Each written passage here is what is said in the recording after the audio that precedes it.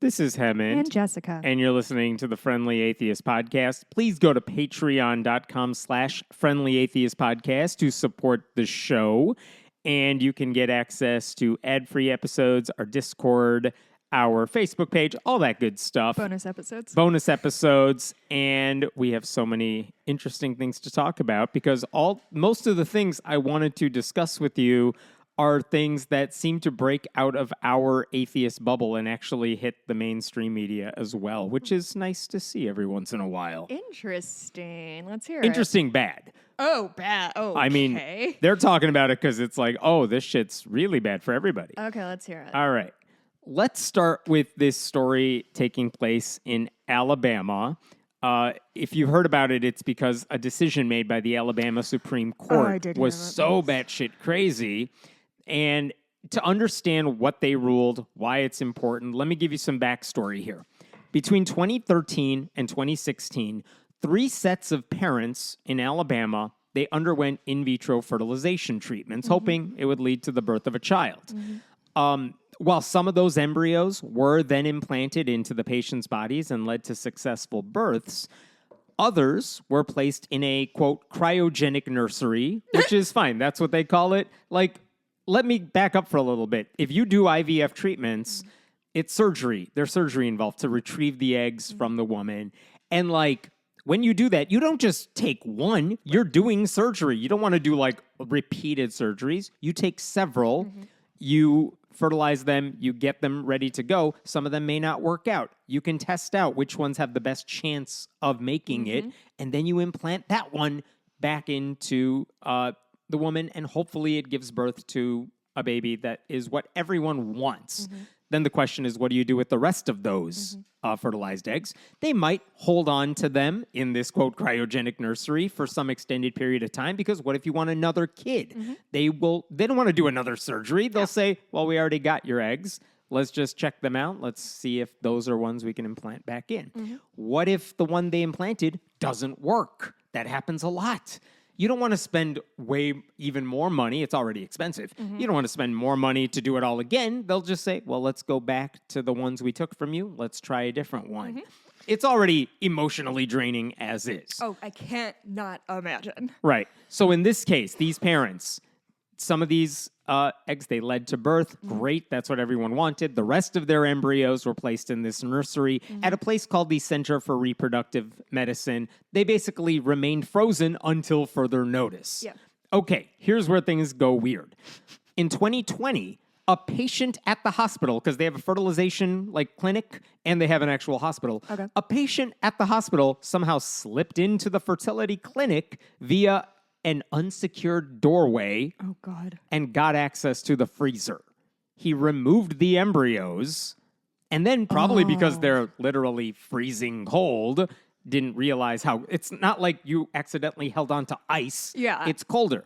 Like, he picks them up, is like, oh, no, it's cold, and drops them, and the embryos were destroyed. Jesus. How many? How many? Like these 3 parents' worth of embryos. So several of them. Oh, my God. The 3 sets of parents eventually sued the Center for Reproductive Medicine and the group overseeing it, which is called the Mobile Infirmary Association. Basically, what they said is the hospital's negligence by letting this dude make his way into the clinic, that led to the destruction of their embryos. And that, they said, was a violation of Alabama's Wrongful Death Act, which involves minors. You're not allowed to kill a minor. There are strict rules against that. But you can kill everyone an adult. else. Yes. It's no problem. But basically, to put that another way, they sued the hospital for killing their embryos, arguing that life begins at conception, not birth.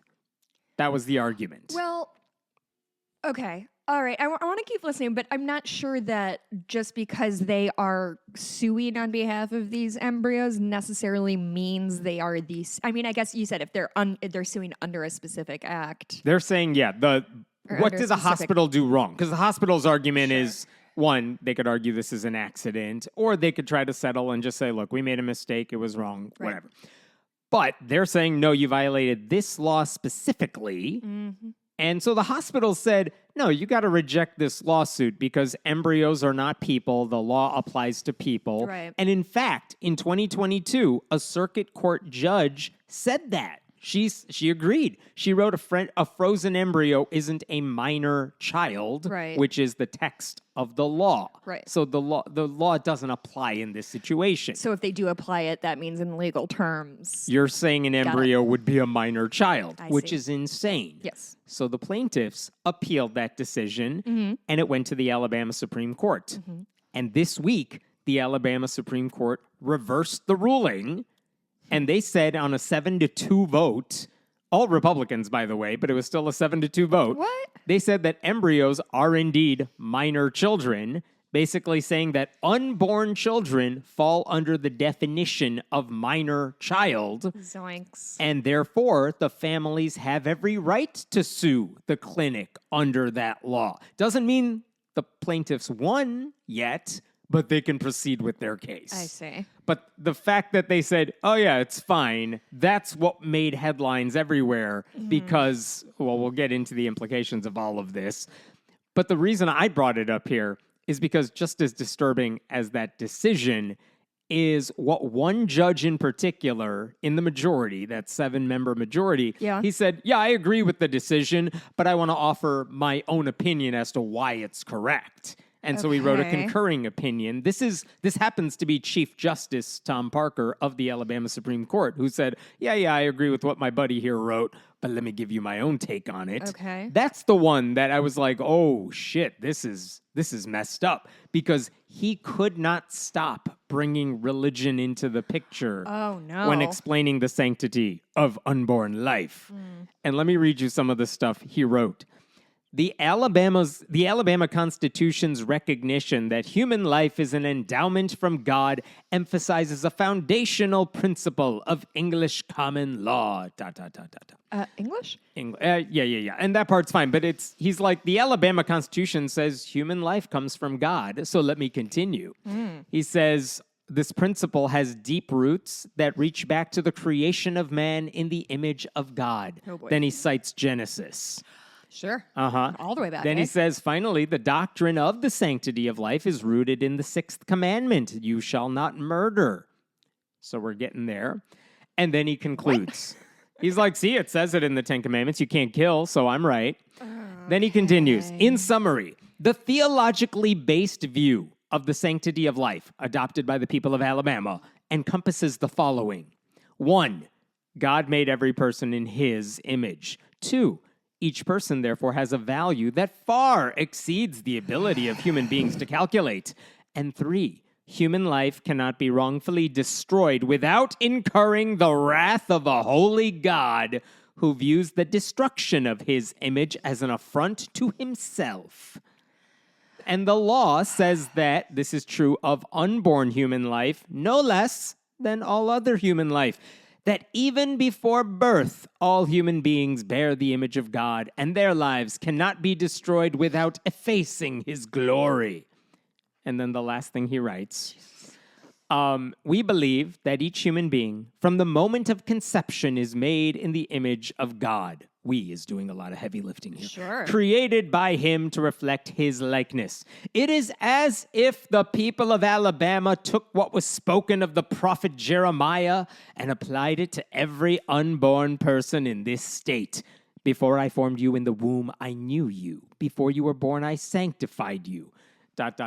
Carving out an exception for the people, in this case, small as they were, would be unacceptable to the people of this state who have required us to treat every human being in accordance with the fear of a holy God who made them in his image. Yeah, no, this all sounds like right out of a law book. Yeah, nothing says rule of law like citing your personal mythology that no one's allowed to question as justification for your extremist interpretation of a law. And also, I mean, listen, this is not a fresh take, but truly this guy is talking about how important it is to honor all of the people of God's image.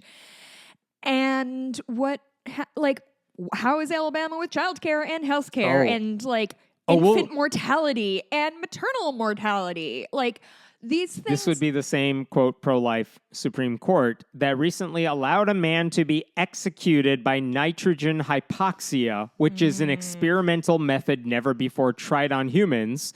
And according to people who witnessed it, It was a disaster. I've heard about this. And they're going to do it again soon. They sure are, because you got to kill people. You just simply have to. Well, they were made in the image of God. Can't have that. But not if it's unborn. Yeah. As someone put on Twitter, not me, but someone else put on Twitter, if you're inside a uterus, you are protected. If you have a uterus, you are not.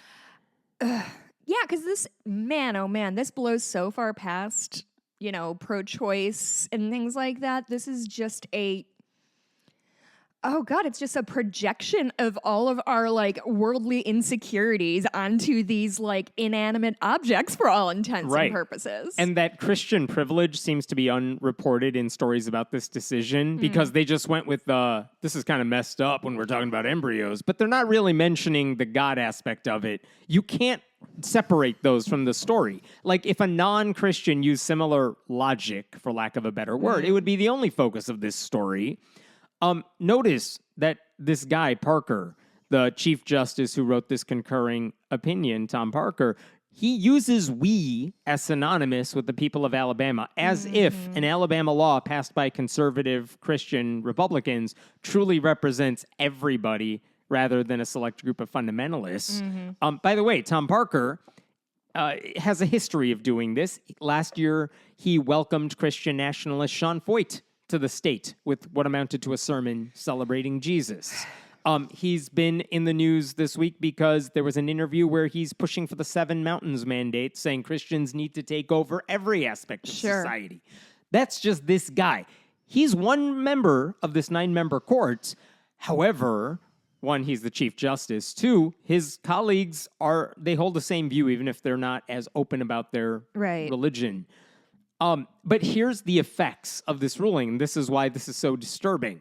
There are 5 main fertility clinics in Alabama. Okay. And according to this decision now, they can be sued over embryos that are not implanted for whatever reason if someone feels like those embryos have been destroyed. Which means the solution for these clinics is, well, we're going to extract multiple eggs from somebody, and then we have to keep them frozen indefinitely. And under lock and key. Under lock and key, which, yes, they should be under lock and key. But indefinitely, what if you did that, and then you're dead, and then you have grandkids or something, and those grandkids are like, I want to get those eggs back somehow. Jesus.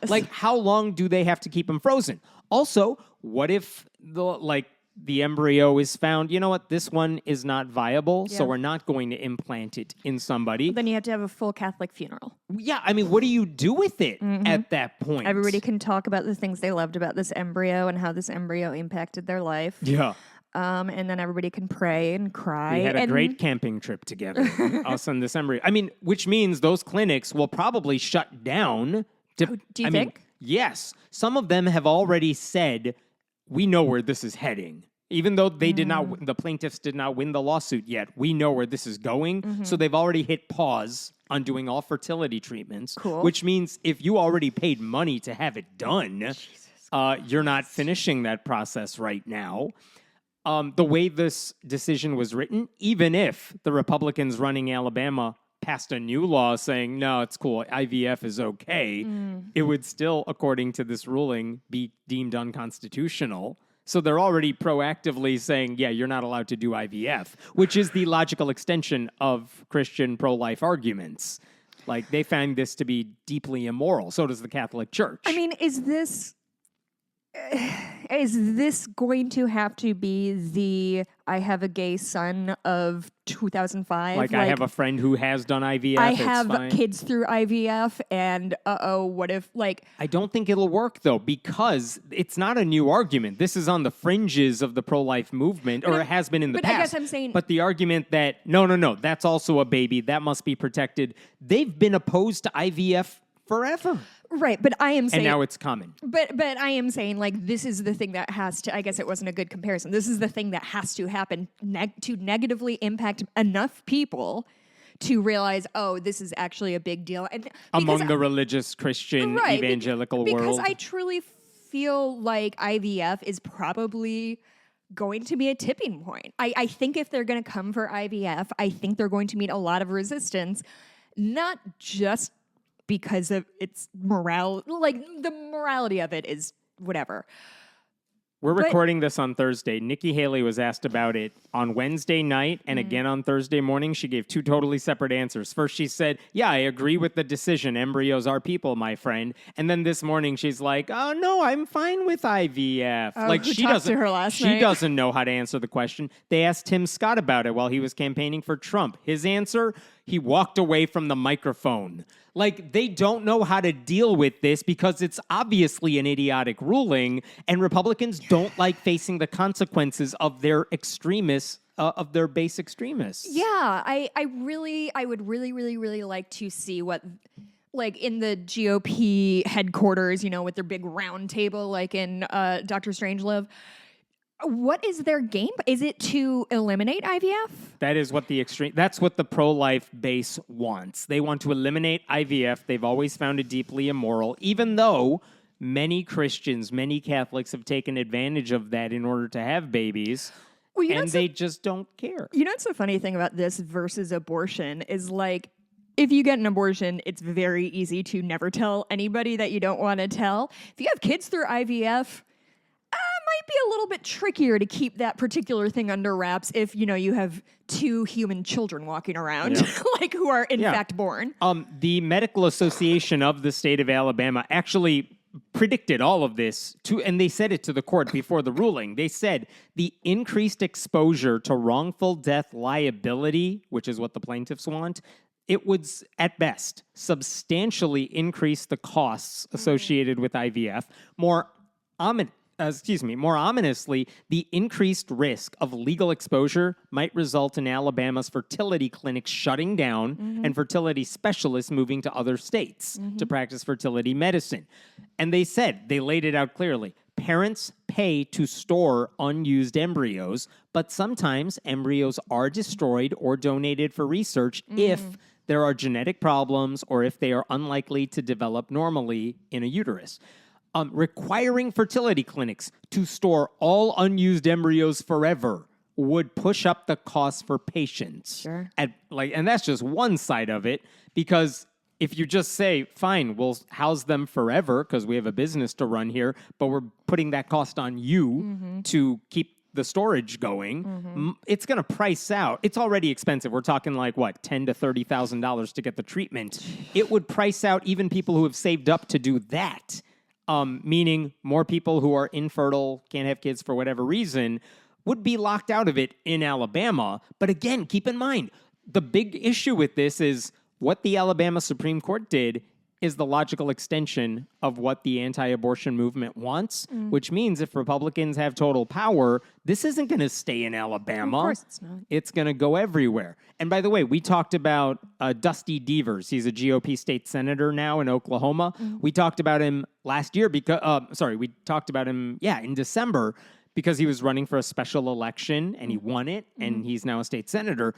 But before that election came around, he was in the news because he delivered a sermon railing against IVF, saying that embryos were incarcerated in frozen prisons. He referred to them as cryo-orphans. He urged the audience Cryo-orphans, I remember. He urged the audience to love their embryonic neighbors. He argued that parents who used IVF were waging an assault against God. Oh, yeah. That's big. Last November, we talked about this too. A Catholic church in Florida, there was a woman who wanted to rent space. Like, just for a secular reason. She's like, you have a good space. Can I rent it? And they said, no, we saw on Facebook that you celebrate your IVF babies, and we can't have that. So in 2013, I had to look this up. Only 12% of Americans in 2013, a decade ago, which is the most recent I could find, 12% of Americans said IVF was morally wrong. Only 12%. I don't know if I would be pitting all my political hopes and dreams on 12% of the population. But that's now the basis for Alabama law, thanks to GOP lawmakers and their allies on the Supreme Court. And by the way, there's already proof the decision is reverberating because right-wing group Liberty Counsel, they already called on Florida, like, hey, why are you lagging on this? Alabama got it done. Why haven't you got it done? So they're trying to speed this up. Yeah. The right-wing loves this has to be a losing this argument. They don't care. Why? I mean, they don't care. They think they're right. Yeah, they think they're right. They think this has to happen. And listen, if Democrats are smart, which is a big if, this would be a losing argument for Republicans. They should absolutely hammer home that Republicans are coming after, abortion rights, we already know, but also IVF. They're going after all of this stuff, and they don't want to limit it to like crazy red states. They're coming after it everywhere. And these right-wing, the more right-wing groups in an already right-wing base, they're already celebrating it. They're calling for more red states to do what Alabama has done because they already know we got the legislature to get this stuff passed. We have the trifecta we need. We have the judges to maintain it. So keep going. Let's make it impossible for anything except, I don't know, missionary-style conceived babies to naturally be born to straight parents. And straight white parents. Yes, they have to be white. That's a rule. Well, I mean, I've talked about this a lot of that they being the GOP or right wing, however you want to, whatever, they are paring down their audience little by little, right? Like, obviously, you have to be white, you have to be straight, you have to be evangelical. Now you have to be pro-choice, which fine. Now you have to be anti-IVF, which again, I want to be so clear about like the potential consequences of just imagining somebody being so, it's going to happen, but imagine the hypocrisy that we're going to find out about in terms of like... How many of these Republicans have had IVF? Because listen, every time they accuse anybody of doing anything, they're doing it themselves tenfold. It's all projection. That's the platform for the GOP. So Democrats are raping children. No, that's mostly Republicans in general. That's like, Matt Gaetz. You know, yeah. Like... but... Allegedly. How... you know, who was it? Dennis Hastert, who was like Speaker of the House for a while. Violently anti-gay. Turned out he was like courting men in airport bathrooms or whatever. Oh, no, that was a different one. That was a different Republican. Okay. But anyway, that one is the guy who is literally a child molester, right? The one you brought up? Yeah. So, but I guess what I'm trying to say is like, all of these people have all of these beliefs, but you're like getting it down to really hardcore ones that some people just cannot get on board for because they have used the thing. And abortion is an easy thing to hide and pretend you fucked up and you'll never do it again. I get why people can do that. Having kids with IVF is going to be deeply hard for anybody to be like, actually, this was a bad decision. And actually, like, I would rather have 20 frozen embryos right now than the 2 human children I have. That's what it sounds like to me. And I'm not sure you're going to get a lot out of that argument. Several years ago, there was one of those rhetorical questions that goes viral in certain communities. Somebody throws a Christian baby at you and you're like about to win the World Series. Would you hit it? Right. Yes. It was one of those. And the question was, you're in a fertility clinic that catches on fire. Would you rather save like 500 of the fertilized eggs or the one 5-year-old sitting in front of you? And I forgot the specifics of how everyone fought that one out. But that's the point. Of course, that's a dumb argument. Yeah. You save the child. You don't worry about the eggs. Right. And yet, according to this, nope, it's murder. It could be prosecuted for murder. And now the plaintiffs have a case they could make, and we'll see how that plays out. Can they prosecute doctors for... Is this going to be an abortion thing all over again? Prosecute the doctors for... 100% they're going to go after the doctors and fertility technicians and people who have to do this. Because what if in the process of doing this, I don't know, the embryo doesn't work out, it's not viable, or they thought it was viable, then it's not. Like... It's not safe to be a fertility doctor in Alabama. And again, I think one university said, we're going to pause right now. We haven't shut down because we haven't seen the end result, but we know where this is going. So they stopped what they're doing. I know this isn't going to happen, but what if this negatively impacts Alabama's population long term? Like all of a sudden they're like, birth rates are low. Birth rates are bottoming out. We can't replace our working population, and nobody wants to move to Alabama. And if we have no children, who's going to work in the mines? Oh, it's children of men. I don't know. But yeah, like, it's not... I was about to reference a movie I've never seen. It's not like all the college graduates are rushing to move to Alabama or Mississippi or any of these states with hard right policies. So yeah, the brain drain is happening. If they're not having more babies because people just don't want to live there because it's not safe, it'll hurt them long term. Will IVF do it? Maybe not. But again, it's what do you value? What are you trying to do? Yeah. The people you want in your state, the experts, the people who can help you live a better life. In this case, these fertility doctors. They don't want a better life. They're the ones who are like, well, I'm good at what I do, so I'm going to go to a state where I'm valued. It's not Alabama. What is Okay, now I'm kind of spiraling because I said they don't want a better life, and I really believe that, but now I'm just trying to figure out, what do they want? Who? These people. These people being...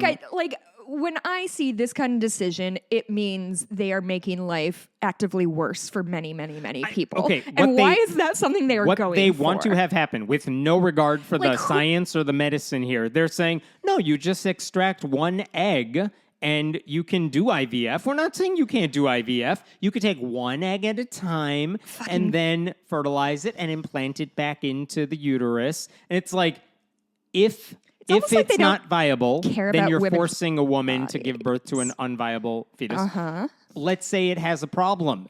We don't think it's going to work out. Or you're forcing a woman to give birth to something that that the doctors know will not result in what they want. And what happens if it just doesn't work naturally? Then what do they got to do? They got to do more surgery and go in again. You don't do this one at a time. This is what the experts will tell you. No, you take several eggs. You can test them to see if they're going to work or which ones will give you the best chance for it. Centrifuges for this. And then we could decide, this one will give us the best chance. We'll take our chance with this one. And again, with the rest of them, we'll keep them frozen until we've decided what to do or what the family decides they want to do. But again, the Supreme Court is not listening. They had 3 viable embryos. Right. In this decision, they do not care what the medical experts say about any of this because they're not making this decision based on what the doctors say is best for the patients, what the other experts in the field say is best for the patients. They're doing what they want because apparently this is their interpretation of the Bible, so that's it. We're done. Right. I listened to a podcast called Tenfold More Wicked, which I really like. And it's a historic true crime series. It's very good. And because she interviews the descendants of the people she's reporting about to hear kind of the family stories. Anyway, they did a story about a guy who the whole argument was he insane or not insane? And she had, legal experts on, and they kept talking about something that I guess I knew inherently, but never thought about, is insanity is not something that is declared by a doctor or a psychiatrist or a therapist. It's declared by the courts. And so what we have now is a system of people who are not experts in a field using their gut judgment or whatever to be like, no, he feels crazy to me.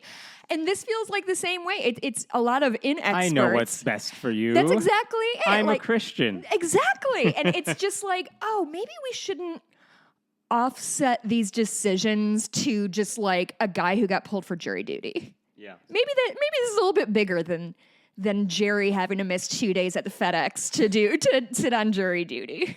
You would think. That's it for this story, I think. I don't know, it's disturbing. I'm happy to see more people talking about it because it's a disturbing decision. Yeah, it was headline making. It's messed up. I think I had a dream that somebody did a story on this and they quoted this podcast, and it was just us being these fucking assholes doing bullshit. Unquote. Yeah, I like it. Let's talk about it. Wow, we made it. This show is sponsored by BetterHelp. Between coaching, dealing with kids, and immersing myself in the news, one thing is clear. I feel like I never have any time for myself. What would you do with an extra hour in your day? Can you even imagine that? Well, if you know what's important to you, you can prioritize. And therapy can help you learn how to do that. Talking about what matters to you with a professional is such a useful way to understand yourself better so you can make the most of your time. BetterHelp connects you with a licensed therapist who can help you make the most of your time no matter where you're starting from. Whether you've been through something rough or just want an outsider's perspective on whatever you're going through, give BetterHelp a try. It's entirely online and flexible enough for anyone's schedule. Learn to make time for what makes you happy with BetterHelp. Visit betterhelp.com/atheist today to get 10% off your first month. That's BetterHelp, HELP.com/atheist. Let's talk about Sam Alito. So this week, he also made a crazy decision. Here's the good news, I guess. The Supreme Court was asked to take up a case involving discrimination that involves a same-sex couple, that involves Christians. They're not going to hear the case. That's the good news. Okay, I didn't see this headline. What was the case? In dismissing the case and saying we're not going to hear it, Sam Alito, very conservative justice, was like, yeah, fine, I agree, we're not going to hear the case. However, but if we did. However, I'm going to chime in with 5 pages of why I'm still very disturbed by all of this. And if you read that, it's like, oh no, this looks very bad. Okay, so I'm going to tell you the backstory of this case because it's important. The case that we were talking about, it involves a corrections officer. Her name is Jean Finney. She described herself in court documents in court as a lesbian who presents masculine. And in 2010, one of her female work colleagues was transferred to a different location. And because they're not working in the same building anymore, the two of them began a relationship. Then, after she was transferred out, they're not working together. Okay. Well, it turns out another person who works with Jean Finney in that same place is her ex-husband, John. You following me so far? Yeah. All 3 of them worked together for like 10 years. John and Jean broke up like early in the 2000s. Then they still worked together for several years. Sounds fun. And then in 2010, that female work colleague was transferred out. Those two, Jean and that female colleague, began a relationship. John is furious. He's furious. Why is he furious? I don't know, but he's mad. The ex-husband is mad. The ex-husband because is very his mad. wife is dating somebody? I don't know initially if it's she's dating somebody or she's dating a woman, but he was mad either way. This is all part of the Missouri Department. What you're about to tell me, this story made it up to the Supreme Court. Oh, yeah. This is the Missouri Department of Corrections. And so basically, after Jean Finney begins her relationship with this other woman, John begins harassing his ex-wife. He sends her derogatory text messages with anti-gay slurs. Nice. He keeps information from her that makes her job more difficult. Oh, professional. He threatens... Men are so great. He threatens to report her friends in the building to authorities for no reason. Just like, I'm going to get them in trouble. Vaguely threatening. Yes. Cool. And at first, she did not say anything, hoping like, I'll keep Ignore the it peace. and he'll go away. Yes. In 2016, when it became too much to ignore, she filed 2 formal complaints against him with the Missouri Department of Corrections. Nothing happened. They did not investigate What? this. That's so weird because usually these people really want to protect women. Remember the last story that we're all worried about protecting women? Yeah. The second time she complained, she actually asked like her superior, like the warden at the prison, he then complained on her behalf, saying, like, I fear John is going to bring a gun to the office to kill her, partly because he can't handle the fact she's in a same-sex relationship.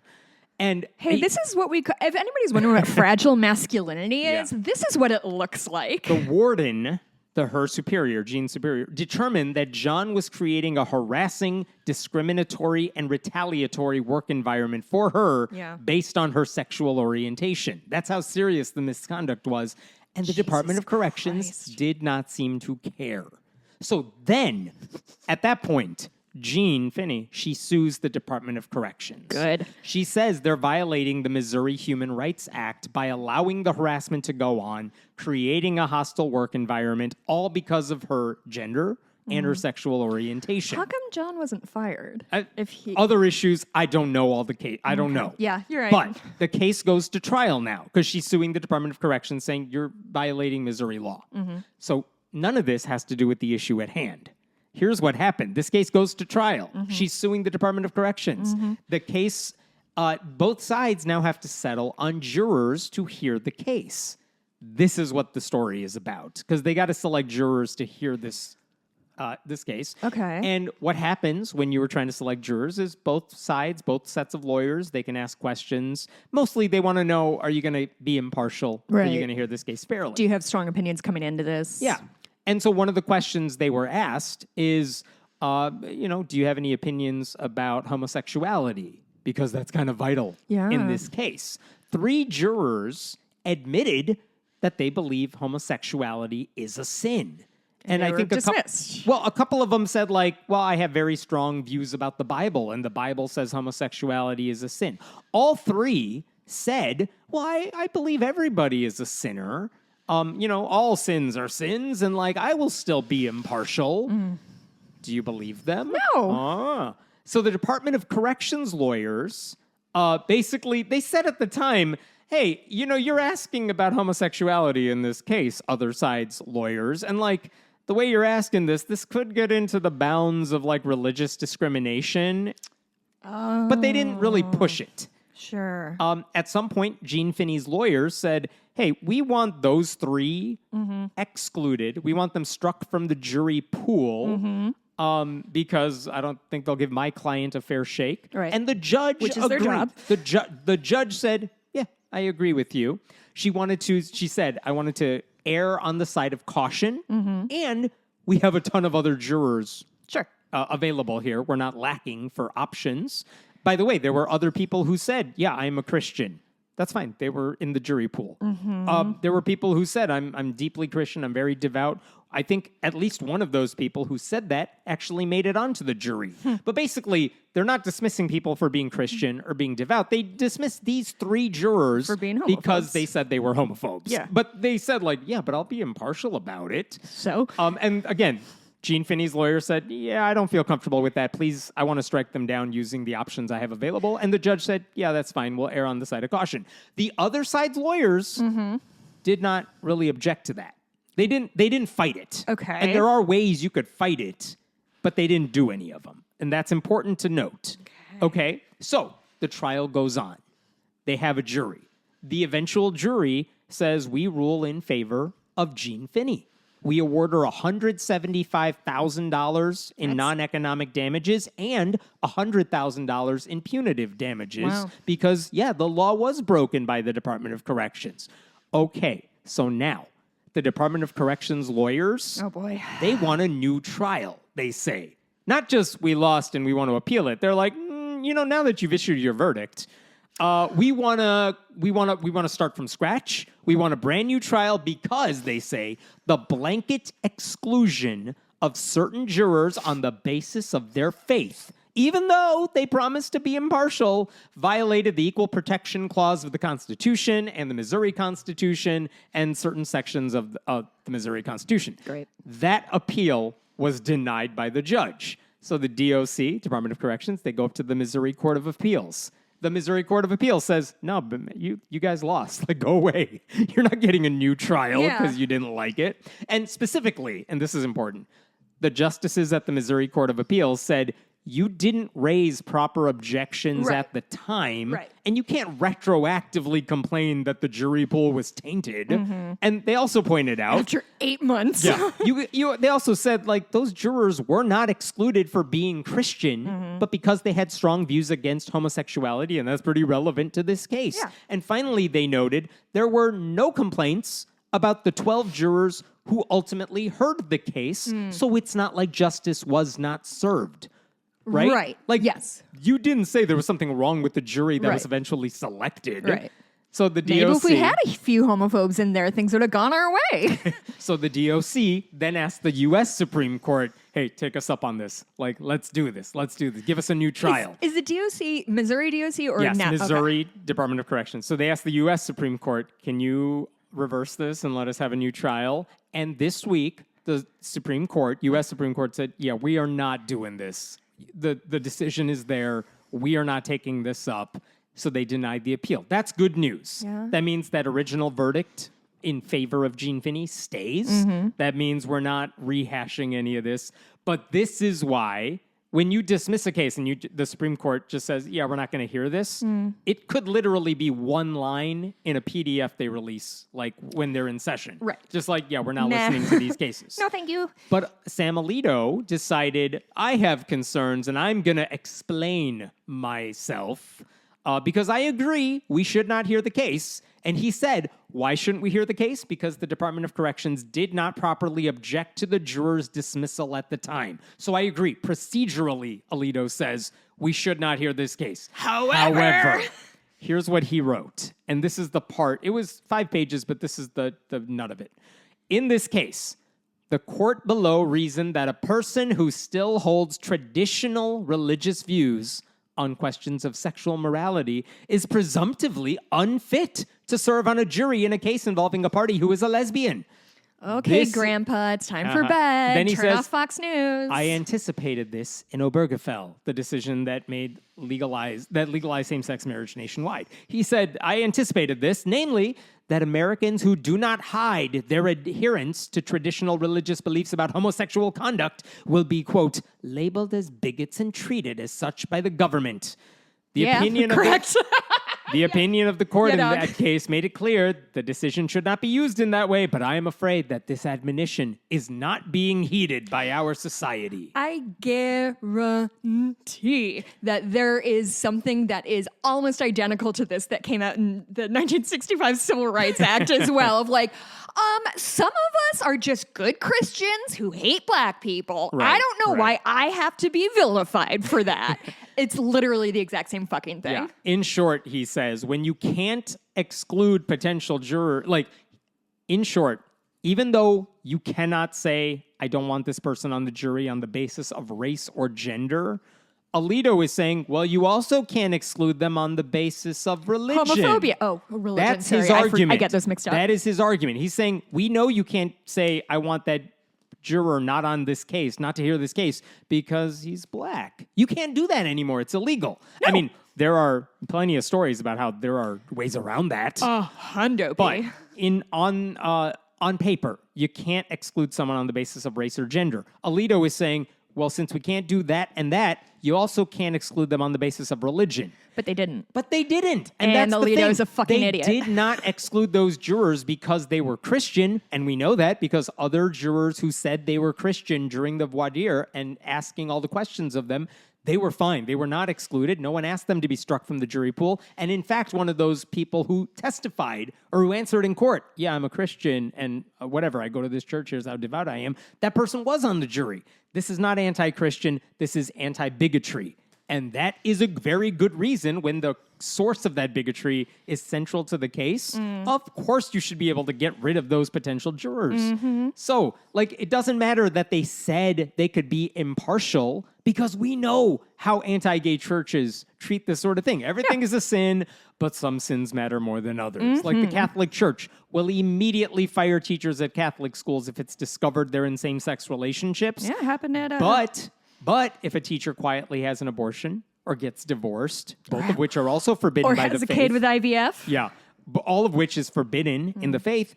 Churches look the other way all the time. White evangelical churches regularly say homosexuality is a sin, yes, but so is everything else. But in practice, we know what they do. They fight against LGBTQ rights and spread lies about that community, which they never do when it comes to gluttony or laziness or greed. Mm-hmm. And notice how... greed in particular. Notice Alito's euphemism, too. He said the idea that LGBTQ behavior is sinful... He said those are just quote, traditional religious views on questions of sexual morality, unquote. As if anti-gay bigotry is acceptable because, well, we've just believed that for a long time. And he later referred to it as traditional religious beliefs about homosexual conduct. He always quotes their hatred, their bigotry as those are just traditional religious views. That's just what we like to do. We go to church on Sunday, we baptize our children, and we stone the gays. Right. I mean, that's the thing.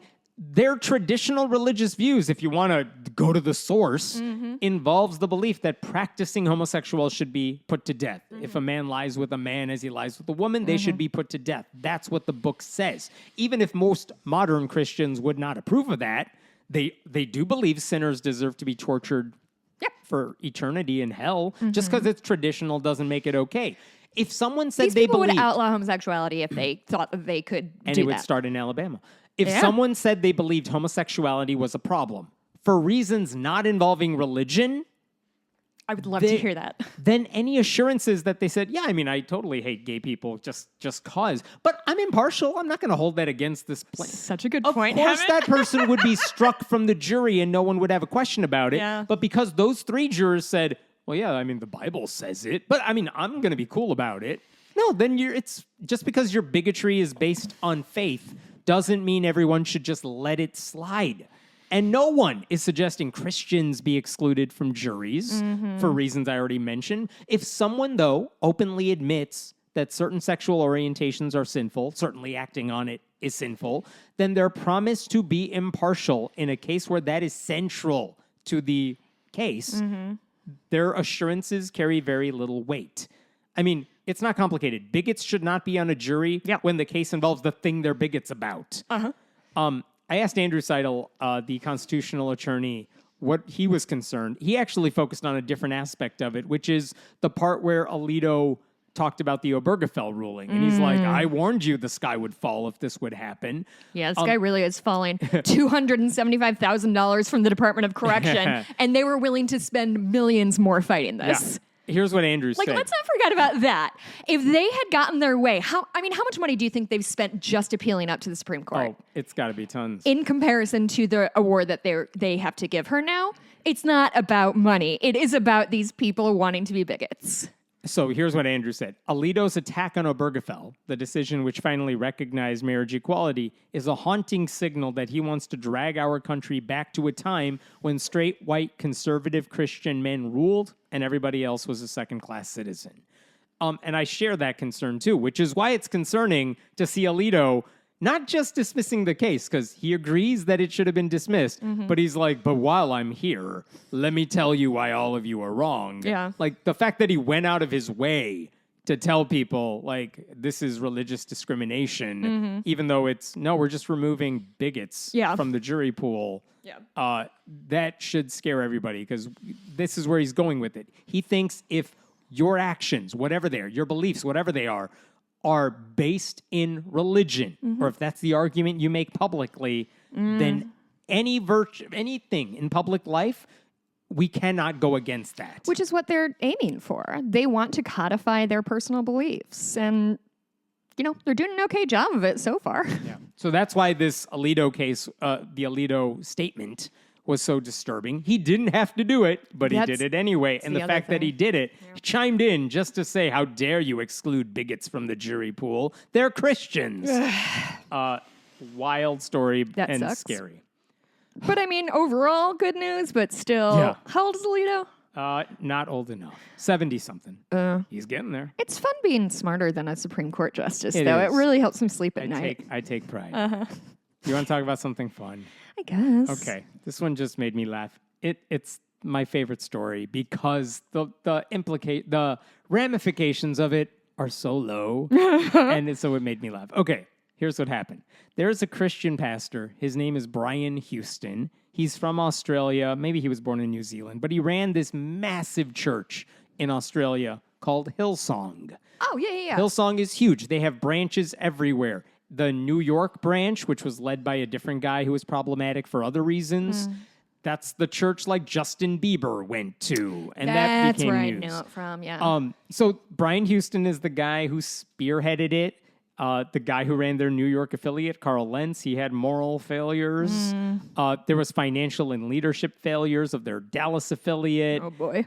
It's a hotbed of anti-vaxxers, sexual abuse, all this stuff. Oh, that fun stuff that Christians love so much. But I'm not even here to talk about that. Like, because of and the other thing you need to know about Brian Houston is that in 2021 in Australia, he was arrested on charges that he concealed child sexual abuse committed, allegedly, by his father, that he knew about it and said nothing about it. Fucking monster. But last August, he was actually acquitted of those charges. They basically said, whatever you did by not telling people that information, like, you weren't violating the law. So I'm not going to get into that. It's a totally different story. But this is Brian Houston for you. When all that happened, Hillsong let him go. He's not part of that church anymore. He's trying to start a new church. That's Brian Houston for you. Why is this a funny story? Because on Tuesday night, late Tuesday night, from the Twitter account of one Brian Houston comes this tweet. Oh, boy. Ladies and girls kissing. And period. End of tweet. Is there a picture? No picture, just 4 words. Women and girls. Ladies and girls kissing. Oh, what did do you my think dude happened? try to Google something and tweeted it instead? Uh-huh. Oh, buddy. That is the theory. Oh, buddy, we've all been there. Like, it might have gone unnoticed, except this guy has like 600,000 followers on Twitter. Yeah, they tend to notice things. And he's Brian Houston. So everyone's like, oh, this is interesting. I mean... Screenshot. Oh, the screenshots. Many were taken. At least during the waking hours of people in like Australia and New Zealand, because it happened when the rest of us were sleeping or something.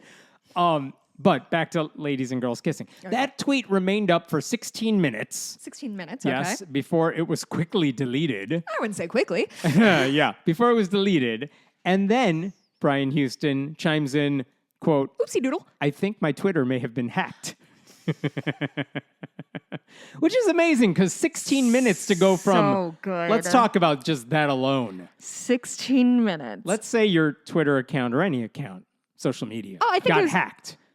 When was the last time you remember someone saying, oh no, bad people broke into my social media? Click, click, it's all fixed now. And also, like... I've been hacked. I've been not hacked. Like, I'm sure I contributed to someone getting my password. Yeah. Because I did something stupid. Right. It took like a full day to get access to my shit again. Yeah. 16 minutes. Very impressive. 16 minutes is very quick. So that's one thing. Uh-huh. And after he says, I think my Twitter may have been hacked, his apparent assistant, who has no social media profile, chimes in and says, she writes a long statement, like an apology letter note, and it says, hello, everyone. Thank you for your concern. I'm Pastor Brian's assistant here. Rest assured, we are working on discovering how he was hacked. Our team has ascertained that someone logged into his account from a location within the USA. We have changed his password, so here's hoping they no longer have access. Please disregard anything that seems out of the normal. For your safety, remember, Pastor Brian does not contact anyone privately. Thank you.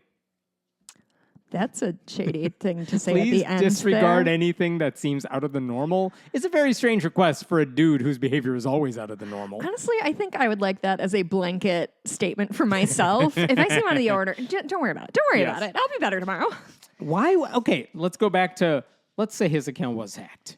Why would you hack a prominent pastor's profile of all the things you could do to destroy a guy and say, I'm totally going to post 4 words that make it look like he was searching for adult content online, and then I'm done. I mean, at least we know he's a pedophile now, right? Like, that's yeah, I was pretty wondering out in that the too, like searching open. for girls. Like, is that just the slang term you're using here? Or like, I don't think girls is a slang term, Hemant. I think girls is just a description of minor female humans. That's one thing.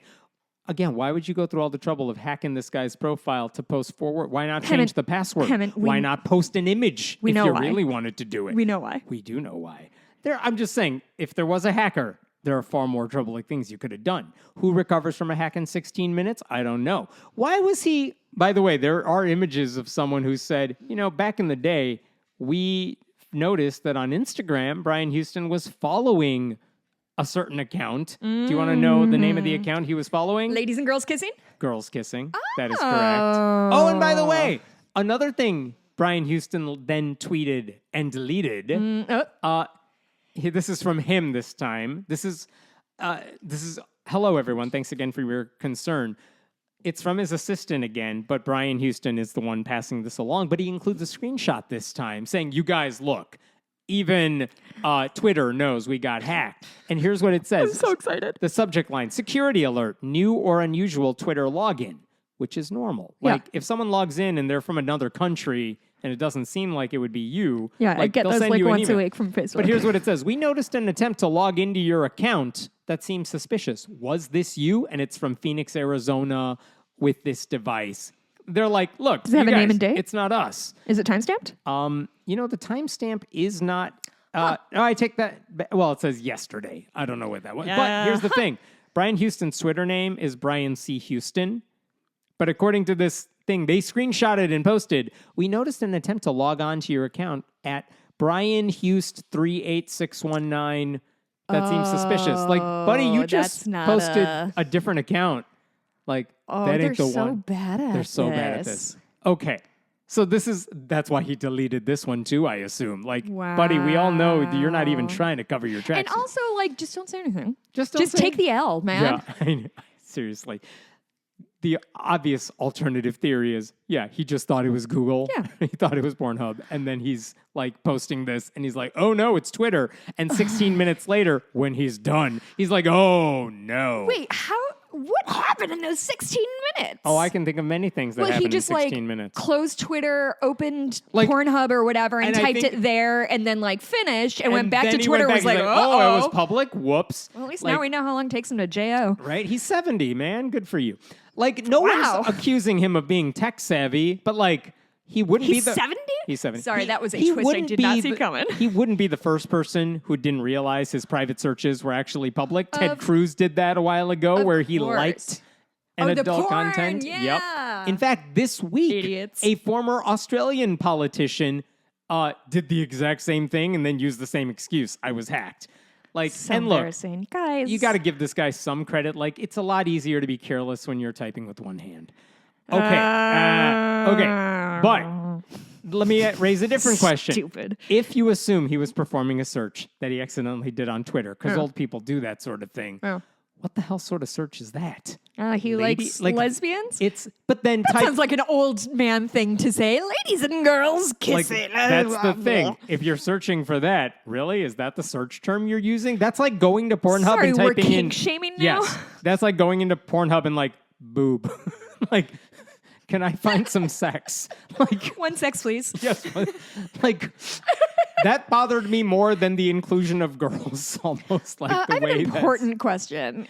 Is Hillsong a homophobic church? Oh, I'm getting there. Oh, good. Yeah, because this is as awkward a search term as trying to sext someone and saying, I would like to kiss and cuddle you, which, by the way, is something Brian Houston once texted to a staff member at his church. Kiss and cuddle. Oh, my God, so gross. He did that between 2013 and 2019, and it was made public because one of his associate pastors said, we are investigating the fact that Brian Houston texted someone, if I was with you, I would like to kiss and cuddle you. Words of that nature. That's Brian Houston right there. This is how he talks. Kiss and cuddle you. Yes. It's weirdly non-sexual in a way that's so creepy. You know what I mean? It's not sexually violent in a way, which makes it worse. And I want to be clear. The reason I'm talking about this at length is not the kink shaming thing, because I could care less what this guy does in his private time. Well, you just did a 2-minute bit about how stupid it is. Yes. But the reason is the hypocrisy here, because Hillsong is famously homophobic. In 2015, Brian Houston posted on his church's website, we do not affirm a gay lifestyle. And they do not knowingly have actively gay people in positions of leadership. His church has been known for advocating conversion therapy. So he does not think it's okay. He wants to make clear he's fine with gay people. He just doesn't want you to act on it in any sort of way. Unless you're doing it as a performative element for his pleasure. Unless you're a lady or a girl and you want to watch a lady or a girl, in which case he's not only okay with it, he wants a front row seat. Allegedly. Yes. Look, it's so embarrassing. The hacking excuse was dumb. Gang. Just tell everyone, here's what he should have done. Wait for it. He pressed tweet too soon, because what he meant to write was ladies and girls kissing is a sin. That's pretty good. He could have gone with that. Mm-hmm. Ladies and girls is a subject that I would not like to see. Thank you very much. The problem isn't the search. I Google that all the time. It's the hypocrisy of someone like him who thinks acting on homosexuality is a sin, but then privately enjoying it. It's almost like they don't consider women whole human beings who do things for their own pleasure and desires. Yeah. And if he had a healthier outlook on sex, this would not be nearly as embarrassing. I'm reminded there was a political writer who accidentally did something like this as well. He clearly was looking something up on an adult site, accidentally tweeted it, and he did then take the L and said, Yeah, guys, Fucked sorry. up. I know it's embarrassing. Sorry. Don't know what to tell ya. And you know what happened? It was basically forgotten after that because, like, yeah, dog, you made a mistake. Well, and then like, everyone's like, yeah, all right, whatever. You're not a hypocrite about it. who among us does not have an embarrassing Google search in their history that they would be embarrassed, whether it's sexual or just like, Right. I don't actually know who the second president was, like that kind of thing. You know what I mean? Like, it's okay to it's okay to watch porn. It's okay to masturbate. It's okay to make stupid mistakes. But when you're this guy, You just have to take the thing is they will never take ownership of anything. That's the thing that kills me is like they have like violent outlooks and words, but like if something violent happens, like, oh, not on us, like they just absolutely, it's never their fault. It's like dealing with a toddler. Well, it's not my fault because this, that, and the other. Like, yeah. Brian Houston, by the way, is working on a memoir in which he promises to be, quote, authentic and transparent, and would no doubt require him to spend countless late nights in front of a computer screen. I'm just saying. You know what I did find? I found a tweet from Brian Houston from November of 2023, and it says, when I delete tweets, it doesn't mean I regret sending them. It simply means they have served their purpose. well, Yeah. I mean, he got off apparently. Yeah. Oh boy. Anyway. That's so embarrassing. Low stakes. It's so low stakes. No, I wish it was embarrassing. It's not embarrassing. It's hypocritical. Embarrassment is not the reason we are discussing. I think embarrassing is the I got hacked thing. That's what I'm embarrassed for. I don't. Listen, women and girls kissing is a pretty fucking mild search term for a porn. Oh, I so know. It could have been so much better than that. I know. But like, I truly, dude, it's, I know I keep saying this, so just take the loss. You just sometimes have to eat humble pie. You just sometimes have to. You fuck up, you own up to it. Isn't that what y'all are all about? Is owning your mistakes? No, that's Jesus. Mm-hmm. They don't care about him. I forgot. All right. Let's talk about Texas. I don't want to. It's a Too bad bad. state. Earlier this month, a film crew from the Netherlands went into a public high school in Texas. Oh, boy. Part of the Keller Independent School District. And they began filming interviews with students. Which is weird because usually if you're going to have a film crew in your school, you usually need parental consent forms. Yeah. You need a statement about why strangers are going to be in the building.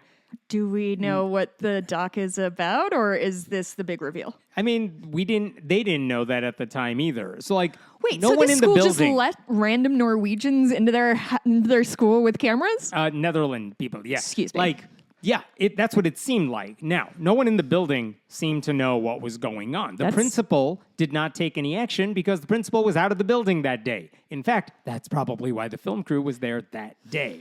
The only people who did know why the film crew was there were two school board trustees who came in with them, and that's why they were allowed in the building. Oh, Their names are geez. Sandy Walker and Micah Young. And the crew even filmed conversations between Sandy Walker and some of those students. And so, as this is going on, with no notification everywhere, after news of all this began making the rounds, and students are like, why are there filmmakers in my school? Walker posted this note apologizing for the intrusion. This is Sandy Walker, a school board member. Keller ISD community. I recently participated in a foreign documentary focused on public schools in Texas. Some filming took place while students were present.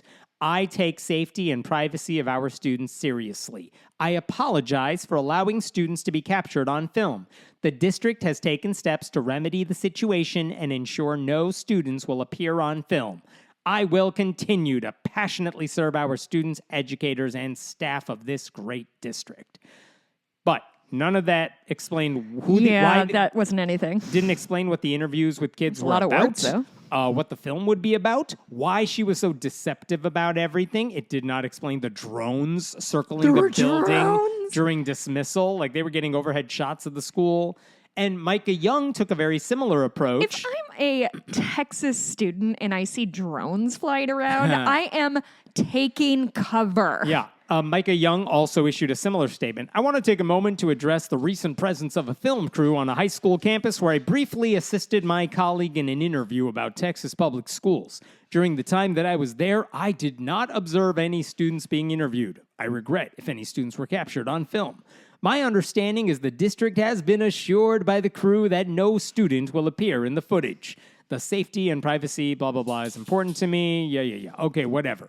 Hard to understand how these two people could regret students appearing on film when they were brought doing a film crew into their school. And the lady was doing interviews with students. Like, clearly that was part of the project. It's also weird to say we will work together when on safety, when lack of transparency is why so many parents were frustrated with this.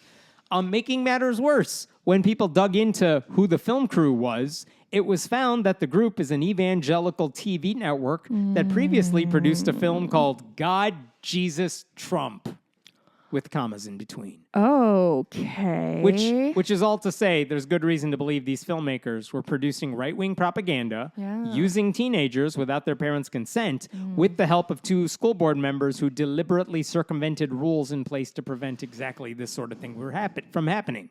And if a left-wing media outlet did anything like this, can you imagine? They would have called the SWAT team. Uh-huh. They would have locked down this school and been like, there are terrorists in here. They are trying to give us health care. And we hate it. Sandy Walker actually wrote an essay for a right-wing media outlet a couple years ago where she claimed kids are off limits when it comes to adults wanting to push their political ideology. Well, okay. All right. So the superintendent of the district soon sent out a statement saying the district and board were not aware of any of this, even though Walker and Young, who are on the board, are clearly aware of all of this.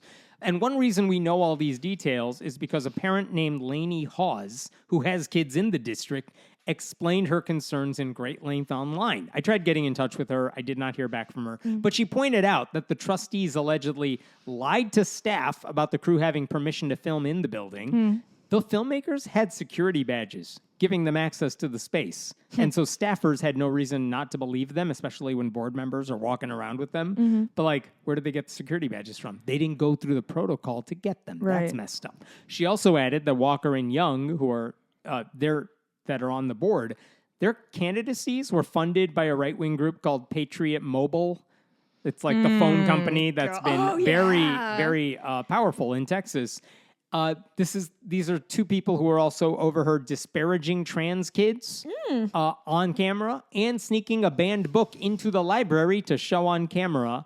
And one of the trustees also snuck in through a side door. That's how evasive. That's all above board. That's how evasive these people were. By the way, Sandy Walker, in 2022, she invited a rabbi named Mark Aaron Griffin to deliver an illegal... A rabbi, but he's a Jesus-loving rabbi. He's one of those. Jesus for Jesus. To deliver an invocation prayer at a school board meeting, which is illegal. There was no mention of the fact, by the way, that rabbi was, quote, awaiting trial on 4 counts of sexual assault against a woman who he allegedly coerced into becoming his concubine.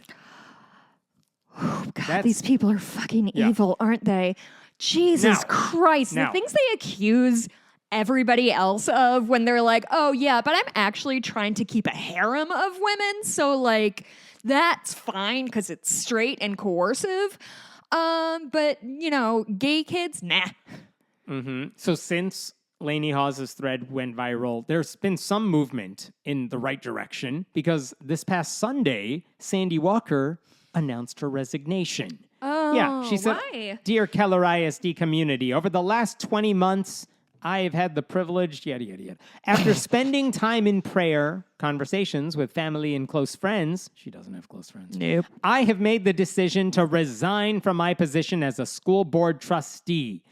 Yada, yada, yada. My faith is in Jesus, and I can rest in the confidence of knowing his plans are good. Whatever, bye. That alone, that last bit tells you why she's wholly unqualified to be on the school board. She thinks after putting kids in harm's way that tossing out a Bible verse will shield her from criticism. Yeah. The other guy, however, has not resigned yet. Hawes said online... the guy who snuck in through the side door? Yep. The mother, Hawes, said online that we will exhaust all legal avenues if both of them don't step down. Good. The next board meeting is scheduled for February 29th. Should be very active based on the backlash so far, because even conservative parents don't like weirdos just coming into their building and talking to their kids for no reason. That's shady as fuck. Very shady. Very shady. So there's that. Interesting. I got one final story for you here. This one is, I don't know if it's a good or bad story, but I'm glad it's being addressed. On January 30th, in the House of Representatives, where they do opening prayers that are separate from like invocation prayers that we hear at city council meetings, the opening prayer in the House was delivered by a guy named Jack Hibbs. Nothing he said in this invocation was all that memorable. If I played you a clip, you would not think anything of it. Okay. But he did say in there, like, the day of judgment draws near, and everyone will, quote, answer to you, the great judge of heaven and earth, which is weird, but like fairly generic invocation about Jesus. The problem was that this is Jack Hibbs. And to deliver an invocation in the U.S. House, you have to be invited by a member of the House. And to be invited, you would presumably be vetted. And Jack Hibbs would not pass any sort of vetting, at least by any decent member of Congress. That's because Hibbs, he is the pastor of Calvary Chapel, Chino Hills in California. He downplayed COVID during the height of the pandemic. Good. He donned a combat helmet in a video to whine about how Christians were under attack. He held in-person mass baptisms during the pandemic. He insisted that sin is 100% fatal and therefore deadlier than COVID. He also said that Kamala Harris, who at the time was just a Baptist senator campaigning with Joe Biden, wasn't really a Christian. Oh, why? Because she's, Baptist, black. Yeah, that's what he was getting at. Yeah. He later said Kamala Harris and Nancy Pelosi hold anti-Christ worldviews. That's Wait, true. I'm not done yet. Oh. He's an election denier. He's violated the Johnson Amendment. He says the Biden administration is, quote, pure, Christless, godless evil. Wow. Two pures? Yeah, two pures. He's a science denier who claimed if evolution is true, there would be no such thing as what? Oh, monkeys? Homosexuality. What? Yeah. He blames the existence of trans people on demonism. He says God's judgment is on us, and it's evident through LGBTQ characters on the children's show Blue's Clues. He calls Islam a demonic doctrine being propagated by heretics. He says Jews and Israelis could avoid the wrath of Hamas if they just turned to Jesus. Sure, that's the problem, is that the Jews don't believe in Jesus enough. Yeah, and then he defended the insurrection by saying, this is what you get when you eject God from the courts and from the schools. Oh, and wait, his church helped take over a local public school board, then use their majority to turn board meetings into church services, and then they lost in court because it was so bad. In short, he's a right-wing MAGA cultist who uses Christianity as a weapon to hurt the vulnerable and the marginalized. So guess who recommended him to give the invocation? Oh, Christ. Is it Speaker of the House? It is Speaker of the House, Mike Johnson. Wow. Cool. So the reason I bring all this up... These guys have neat friends. The reason I bring all this up now, weeks after the fact, is that several members of Congress, led by Representative Jared Huffman, the humanist, they're speaking out against his selection. They want to know why chaplaincy guidelines allowed someone like him to speak when they have excluded others who passed every vetting you could have done. The letter is signed by nearly 24 representatives, including Jamie Raskin, Pramila Jayapal, Katie Porter, Ilhan Omar. It specifically says Hibbs, who is referred to, by the way, as an ill-qualified hate preacher, should, quote, never have been granted the right to deliver the House's opening prayer, given his past statements. Wow. And then they bring the receipts, many of which I just mentioned to you. It also says his selection violated the office of the chaplain's own rules. They say, quote, Hibbs is not from the district of Speaker Johnson. Speaker Johnson did not deliver a welcoming speech. The prayer was not delivered on the last legislative day of the week. Hibbs was Speaker Johnson's second sponsored guest chaplain in the span of a couple months, even though members are limited to one request per Congress, like per session. Moreover, in light of Hibbs' radical and divisive record, no reasonable person could view his invocation's sectarian references to holy fear, repentance, and national sins as meeting the chaplain's stated expectations for a prayer that is mindful of diversity, transcends petty differences, and expresses a common aspiration to a just and peaceful society. They also point out that there was a member of the House who recommended that atheist Dan Barker, who's the co-president of FFRF, the Freedom from Religion Foundation, they recommended him because he is a chaplain. He has the paperwork to prove it. And he's a great speaker. And he's a great speaker. And then his member of Congress actually said, I want this guy to deliver an invocation on behalf of me. And the chaplain's office in 2016 said, nope, for no reason. They didn't offer any reason. So this group of Democrats, and they're all Democrats, they say, for all these reasons, we request a complete explanation of the process by which Pastor Hibbs was recommended, vetted, and approved, including the reason why the chaplain waived those basic requirements of the program for Hibbs, of all people. So it was sent to Speaker Johnson, as well as Reverend Dr. Margaret Grun Kibben, who is the official chaplain of the U.S. House, and whose job it is to do all this shit. They sent it to both of them. They also so it's the idea that she fell down on the job, or just she was circumvented? One or the other. Okay. Like, if you did this, then tell us how you came to this decision. Sure. And they are supported by a number of organizations backing their letter. And so, again, I don't know if anything will come from this, but the fact that so many Congress members are challenging Christian nationalism this openly, that's a good change of pace. Yeah. It should be appalling that their colleagues haven't signed on to this letter and apparently then are perfectly fine with Hibbs setting the tone for the business they were elected to do. But again, it's good to see it called out. It shouldn't have happened in the first place. It wouldn't have happened in the first place if this guy was anything but Christian. But now that it is, truly. good for these Democrats for speaking out. That's it. That's all I got. What a weird week. Very strange. I actually have stuff to talk about in the bonus. Yes. On Sunday, Mikey and I went to Starved Rock, which is a Illinois state park about 50 miles away from here. We watched an HBO documentary called The Murders at Starved Rock immediately before, and I have many thoughts on the documentary because it was capital B, bad, but the story is very good and moving. What else? I had a very interesting conversation with friend of the show, Ross Blotcher from Ona, Ross and Carrie, about the Disney logo. Okay. Which I would like to talk about.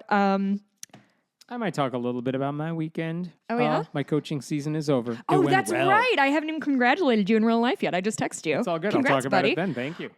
We got a horse named Nick the Tank, and I have a video of him trotting, and his tummy is wiggling. So that was just... Didn't know that was possible. No, I didn't either. He's quite overweight, but I am in love with him. And I watched... we don't necessarily have to talk about this, but I watched Percy Jackson over the weekend. I read the book a billion years ago. Really liked this series. I thought it was beautiful and very lush, and the cast was outstanding. So anyway, all right, that's all I have. You can support this show by going to patreon.com/friendlyatheistpodcast. Email us at friendlyatheistpodcast@gmail.com. Thank you for all the story tips you send along and any thoughts you have about the show. And you can always leave us a review on the iTunes. On the iTunes. Oh, this one is... Oh, I just posted this up on my Facebook wall. Great content. This is from T-Rex Loves Sugar Cereal. 5 stars. This podcast covers so much topics that I find interesting. I do really like both hosts. I'm a Patreon supporter. I just wish Jess were less hacky and unself-aware. It's the same loud responses / interruptions constantly. If this doesn't change somehow, maybe less loud interruptions / singing, I'm going to beep bop boop my way out of Patreon subscription. I'll still listen, but I'm not giving my money when I'm annoyed at half of the episode. 5 stars. So thanks? Question mark? Yeah, I'm definitely going to change my entire personality to hang on to this guy's $3 a month. Thanks, dude. Appreciate the honest feedback. I love the I just wish. Like, dude, calm the fuck down. Are you out of your mind? You have so much time that you're whining about a podcast that you don't have to pay for? Christ, sorry, dude. Your free entertainment has not lived I'm up. so sorry. I'm a full human being with flaws. But I'll go ahead and work on, my personality. Love it. How about that? Anyway, we'll talk to you guys next week. Bye.